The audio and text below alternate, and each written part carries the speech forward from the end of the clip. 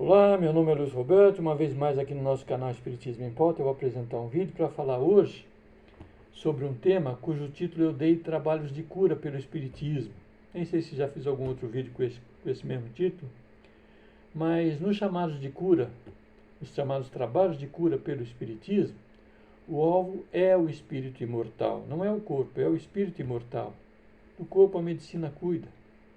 E a cura de que se fala aqui ocorre pela reeducação moral dos indivíduos, sempre nos termos do Evangelho de Jesus, pois o Espiritismo é cristão.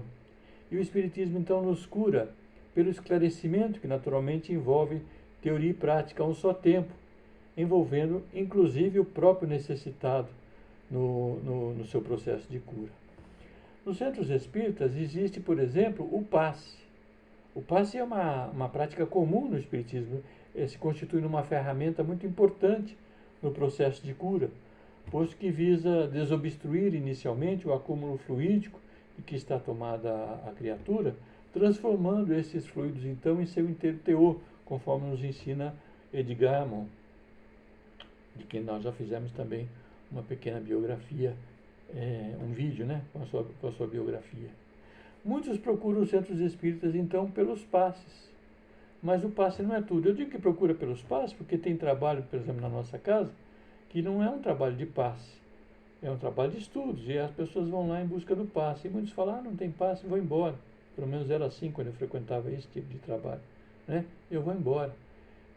Então a gente começou até a adotar, aplicar o passe na pessoa, para que ela se sinta acolhida, se sinta tranquila, né? Mas o passe não é tudo mesmo, né? A palestra esclarecedora, mais que a simples preleção adotada por alguns centros espíritas, a palestra é o recurso mais importante nesse tipo de trabalho, porque é justamente pelos ensinamentos trazidos pelos espíritos, especialmente pelos da codificação kardeciana, que a criatura se consola, se reconhece, se reencontra com o Cristo redivivo. Ela se dá conta de si mesmo, toma conhecimento de si mesmo, começa a prestar atenção em si mesmo, não de uma maneira egoísta, mas naquilo que ela pensa, fala e faz, que a levaram naturalmente a essa condição enfermiça. O palestrante, por exemplo, é aquele sujeito que muitas vezes inspirado pelos espíritos, muitas vezes não, sempre inspirado pelos espíritos, intuído pelas próprias lembranças, a um só tempo, ele alcança então os questionamentos feitos pelas criaturas, muitas vezes questionamentos que não são verbalizados, né, pelo pessoal que ali está presente assistindo a palestra, e que ressoam, por assim dizer, na mente do palestrante, cuja resposta assertiva, então, surpreende o ouvinte de uma maneira geral, mas especialmente aquele que questionou em silêncio. A resposta vem, porque a palestra tem por objetivo esclarecer a criatura a fim de que ela se liberte das suas mazelas. O atendimento pontual e pessoal a cada criatura, então, que busca o socorro nesse tipo de trabalho, vai à minudência de detalhes quanto à causa dos males apresentados pela pessoa, a panaceia de passes, então, especializados, recomendada, visam para este ou aquele outro caso, ou pelo menos eliminar, ou pelo menos minimizar o bloqueio fluídico do perispírito da pessoa, sem prejuízo de que essa pessoa naturalmente procure um médico, né, para tratar os reflexos havidos no corpo, o que aliás é sempre recomendável. Na casa que eu frequento, da qual sou trabalhador, tem uma placa lá que já está lá há décadas, sempre renovada, né, porque se desgasta, que o trabalho espiritual, o atendimento espiritual não dispensa o atendimento médico. Já é uma placa que nós temos colocada lá para a pessoa não pensar que lá é um centro milagreiro e que as pessoas vão lá e se curam simplesmente pelo passe ou pela oitiva da palestra. É necessário o tratamento médico, sim, né? E o tratamento assíduo pelos passes, então, e a frequência e a participação nas palestras, resultam, então, num somatório de recursos necessário ao tratamento da criatura. Entretanto, ainda não é tudo, não é tudo.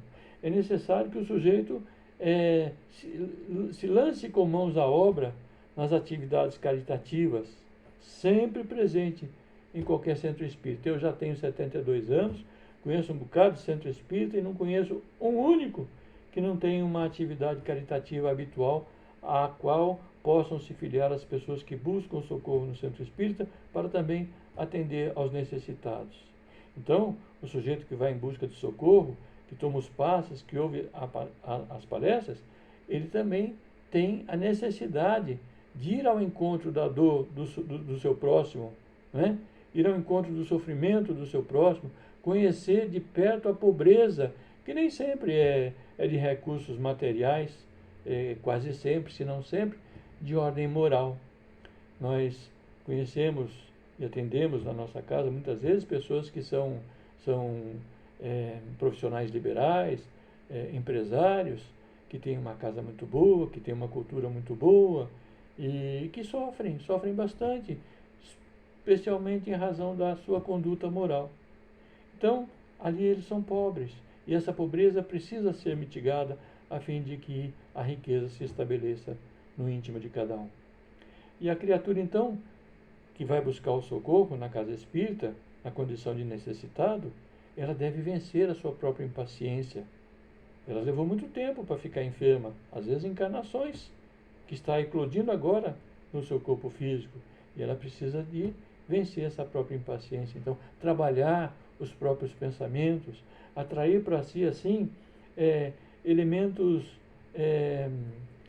curativos que melhor vão lhe alcançar pelos passes, pelas palestras e pelo trabalho caritativo. E ainda que a pessoa esteja debilitada, e quase sempre o está, ela deve mentalizar-se ágil, forte, vigorosa, atraindo assim para si, por sintonia, as forças semelhantes a esses pensamentos, promovendo então ela própria a permuta das células enfermiças por células saudáveis.